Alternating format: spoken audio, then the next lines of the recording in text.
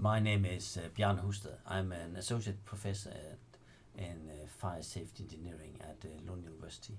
And I'm going to show you how you can use the zone model Argos in an efficient way. First of all, when you start off, if you start up Argos, you start up with this screen. And on the left side, you see you have a number of different menus. You have the cases menus, you have the fires menus, which I clicked on right now, and under there you have a number of different fires. So if you, for example, wanted to look at the liquid pool fire, you could say I had a liquid pool fire with gasoline, and you wanted to see how this, and we can see the detail on this fire on the general.